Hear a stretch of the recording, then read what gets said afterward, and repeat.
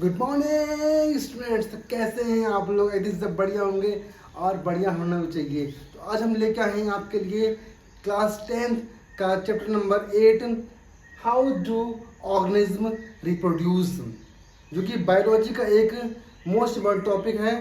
तो इस चैप्टर को पढ़ने से पहले हमें पता होना चाहिए कि ये ऑर्गेनिज्म कैसे प्रोड्यूस होते हैं, कैसे बनते हैं, या फिर कहें तो ये ऑर्गेनिज्म होते क्या हैं। मतलब ऑर्गेनिज्म जो होता है एक ऐसा जीवित प्राणी होता है जो कि अपने जितने भी कार्य होते हैं उनके सेल्स ऑर्गन के माध्यम से वो करता है। जैसे हमारे पैर हैं, पैर का काम क्या होता है? चलना, ठीक है ना। हाथ का काम क्या होता है? लिखना, कुछ भी हाथ से पकड़ना, ठीक है ना। मुंह का काम क्या होता है? बोलना। तो सभी के कार्य अलग अलग होते हैं।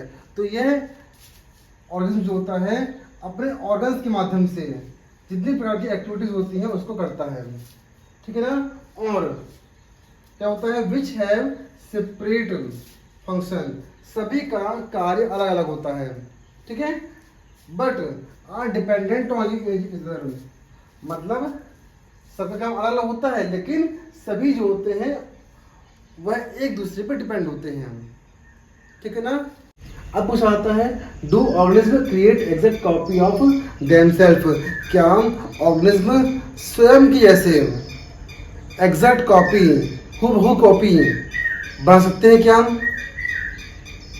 जैसे बोलते ना कि इस संसार में हम इंसान जैसे 7 प्राणियों होते हैं, मतलब हम शक्ल देखा जाए, कहते हैं ना कि हमारे जैसे शक्ल के 7 लोग इस संसार में रहते हैं। अब कहाँ पे है पता नहीं हमको, है ना। उसी प्रकार से पूछा गया है कि क्या ऑर्गेनिज्म अपने ऐसा हूबहू फोटो कॉपी, एग्जैक्ट कॉपी ऐसा कोई बना सकता है कि बना सकता? तो आज इसको देखते हैं हम आंसर क्या लिखा हुआ है कि a basic event in reproduction in the creation of DNA copy, ठीक है ना। ये हमें पता होना चाहिए अच्छे से कि कोई भी रिप्रोडक्शन के लिए एक नवजात शिशु के रूप में प्रजनन करने के लिए डीएनए की आवश्यकता होती है। बिना डीएनए के कोई भी नवजात शिशु पैदा नहीं हो सकता, ठीक है ना।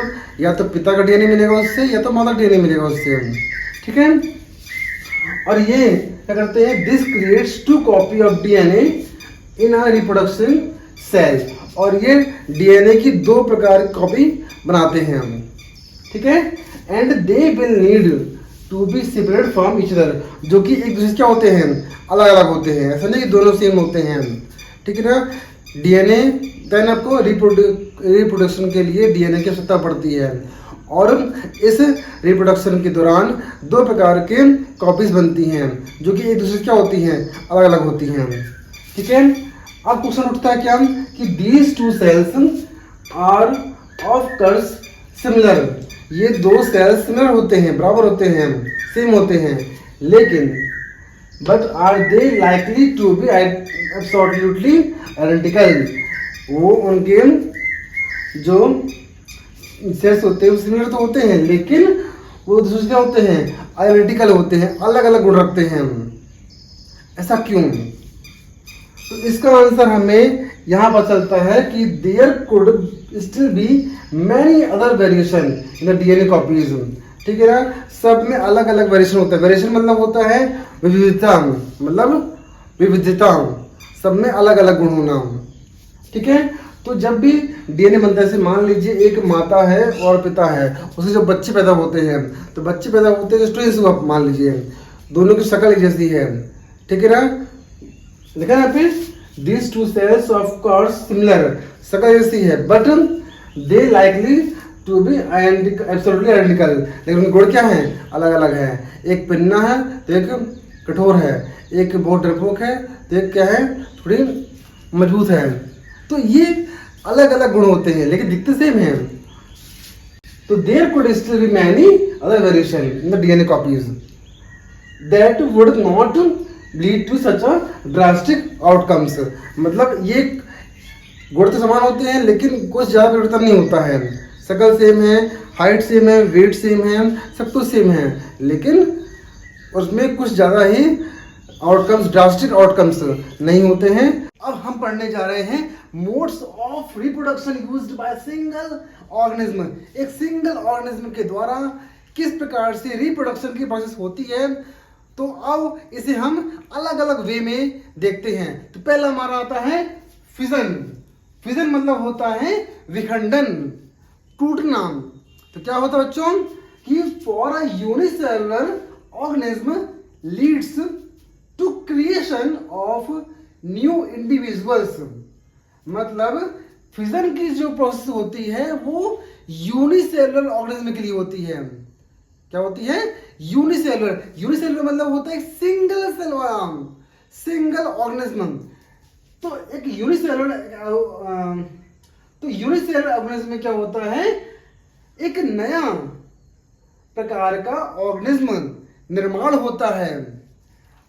जैसे कि मैनी बैक्टीरियाज एंड प्रोटोजुआ, जो आपको इस डायग्राम में दिख रहा होगा।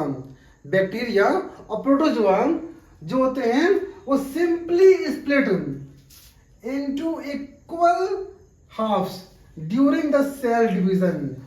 जो बैक्टीरिया और प्रोटोजुआ होते हैं वह दो इक्वल हाफ में डिवाइड होते हैं, जैसा कि आपको इस डायग्राम में दिख रहा होगा। ये डायग्राम है किसका? अमीबा का डायग्राम है। इसमें एक सिंगल यूनिसेलुलर जो होता है वो दो इक्वल हाफ्स में डिवाइड हो रहा है। तो ये है स्ट्रक्चर ऑफ अमीबा। तो आया इसमें बच्चों आप लोग को कि फिजन क्या होता है। फिजन मतलब होता है कि एक सिंगल यूनिसेलुलर जो ऑर्गेनिज्म होता है वह अपने दो हाफ्स में, दो भागों में बढ़ जाता है और एक नए प्रकार का जनरेशन पैदा करता है, निर्माण करता है। अब नेक्स्ट टॉपिक हमारा आता है फ्रेगमेंटेशन। और फ्रेगमेंटेशन का मतलब भी क्या होता है? विखंडन। अरे सर, फिजन मतलब भी विखंडन होता है और फ्रेगमेंटेशन मतलब विखंडन होता है। अरे भैया, फिजन मतलब होता है विखंडन, मानते हैं, लेकिन वो किसके लिए था? फॉर अ यूनिसेलुलर ऑर्गेनिज्म के लिए था। लेकिन यहां देखो बच्चों, ये है हमारा इन मल्टीसेलुलर ऑर्गेनिज्म। ठीक है, मतलब इसमें बहुत सारे ऑर्गेनिज्म काम करेंगे। ठीक है ना। जैसे मान लेते हैं किसी एक की बात करते हैं, तो जस्ट लाइक अ स्पाइरोजाइरा। स्पाइरोजाइरा क्या होता है? स्पाइरोजाइरा। तो आपको डायग्राम में दिख रहा होगा ये स्पाइरोजाइरा का एक बैक्टीरिया है जो कि मल्टीसेलुलर ऑर्गेनिज्म के गुण को दिखाता है। It simply break up into small pieces upon maturation.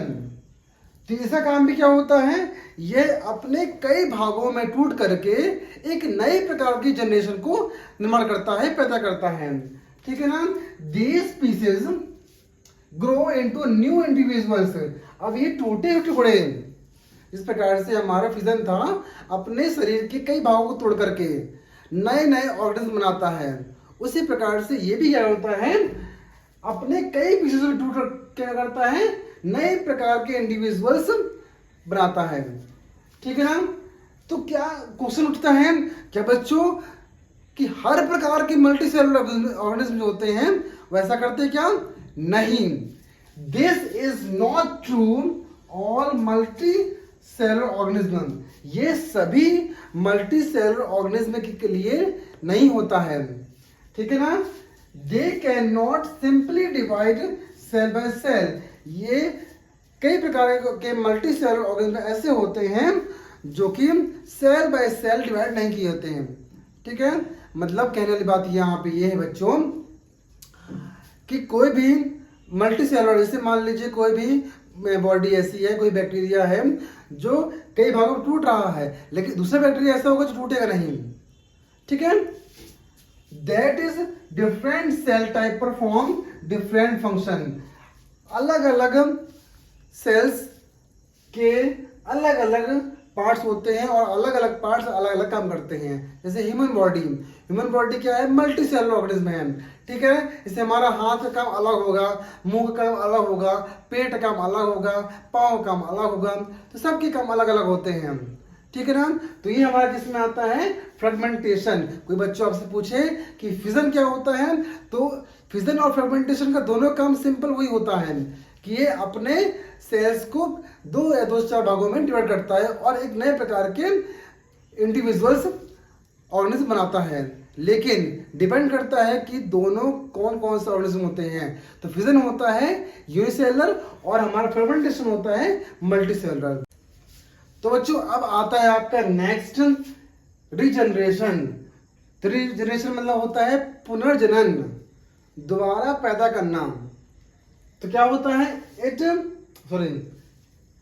तो if individual is somehow cut और broken up into many pieces.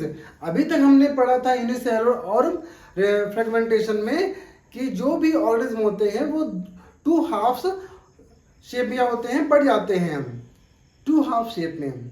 लेकिन ये जो हम पढ़ रहे हैं रीजनरेशन, इसमें क्या लिखा है, somehow कट और broken up into many pieces बोला है। क्या बोला है, अधिक से पीसेस, जितने अधिक हो सके उतने पीस में बढ़ जाता है। क्या, एक सिंगल ऑर्गेनिज्म, सिंगल कीड़ा, सिंगल एलिमेंट क्या होता, एक सिंगल कीड़ा, सिंगल बैक्टीरिया कई छोटे छोटे पीस में बढ़ जाता है। जैसे कि हम बात करें हाइड्रा की, किसी करें हाइड्रा। आपको जो डायग्राम दिख रहा है उसमें हाइड्रा बना हुआ है। आप देख सकते हैं इसमें कि एक सिंगल हाइड्रा जो होता है अपने कई छोटे छोटे पार्ट्स में डिवाइड होता है और एक से बन के होते हैं तीन या तीन से अधिक हो सकते हैं। ठीक है, अच्छा उसी प्रकार से दूसरे डायग्राम को दिख रहा है आपको, ये होता है प्लेनेरिया। प्लेनेरिया भी कई छोटे छोटे अपने ऑर्गेनिज्म में टूट करके कई प्रकार के ऑर्गेनिज्म बनाता है। इसी को हम बोलते हैं, this is known as regeneration. क्या बोलते हैं, रीजनरेशन बोलते हैं। ठीक है, इसका काम क्या होता है, it is carried out by specialised cell. इसका काम क्या होता है, ये एक अपने अंदर के जो गुण होते हैं अपने द्वारा टूटे गए कई सेल्स में ये गुण को भेजता है। ठीक है ना, ऐसा नहीं होता कि एक सिंगल जो प्लेनेरिया है, हाइड्रा है, वो टूट करके कई भागों में बढ़ तो गया, लेकिन क्या हुआ, वह अपने अंदर के जो गुण होते हैं उसको भी देता है, अपने अंदर की प्रॉपर्टीज होती हैं उसको देता है। तो बच्चों आपका लास्ट टॉपिक आता है स्पोर फॉर्मेशन। इसका मतलब होता है बीजाणु निर्माण करना। बीजाणु मतलब होता है छोटे छोटे बैक्टीरिया जो कि पैदा होते हैं। जैसे आपने खाया होगा ब्रेड वगैरह, ठीक है, मतलब सब खाते हैं ब्रेड यार। तो ब्रेड में डालते हैं पानी और पानी डालने के बाद क्या होता है, एक दिन उसको छोड़ देते हैं ऐसे वैसे ही, तो उसमें छोटे छोटे फंगस के रूप में निकल आते हैं, बैक्टीरिया निकल आते हैं। या आपने देखा होगा समुद्र के अंदर काई वगैरह होती हैं, तो उनको यदि हम किससे किससे यदि हम इसको लेंस से देखते हैं, तो लेंस देखने के बाद उसमें हमको पता चलता है क्या, माइक्रोस्कोप से, ये छोटे छोटे लेंस आते हैं आजकल, उसे देखें तो हमको वो बैक्टीरिया बड़े दिखाई देते हैं।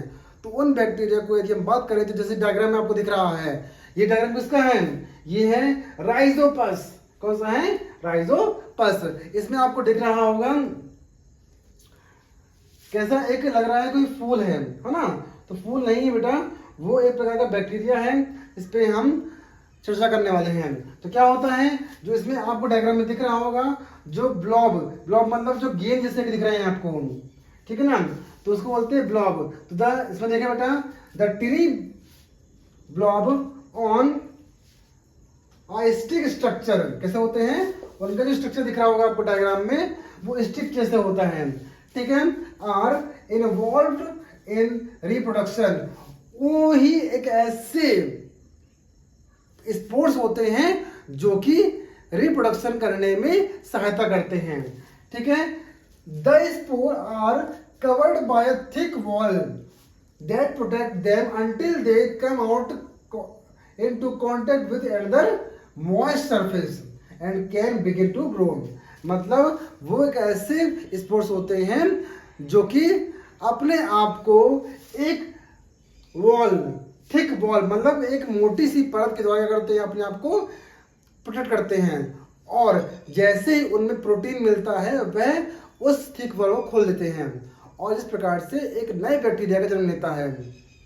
तो ये कई प्रकार के हमने जो पढ़ा, पहला पढ़ा फिजन, फिर फ्रेगमेंटेशन, ठीक है, रिजनरेशन, एंड लास्ट हमने पढ़ा अभी स्पोर फॉर्मेशन। तो ये ऐसे मोड्स ऑफ रिप्रोडक्शन हैं जो कि एक सिंगल ऑर्गेनिज्म के द्वारा होते हैं। इसका सेकेंड पार्ट इसका हम जल्द ही 1 या 2 दिन में लाने वाले हैं, जो कि आपका मोस्ट टॉपिक अब आने वाला है, जो कि एग्जाम में जरूर पूछा आता है। वीडियो अच्छी लगी हो तो लाइक करिए, शेयर करिए और इस लाल बटन सब्सक्राइब को दबाना ना भूलें। Thank you.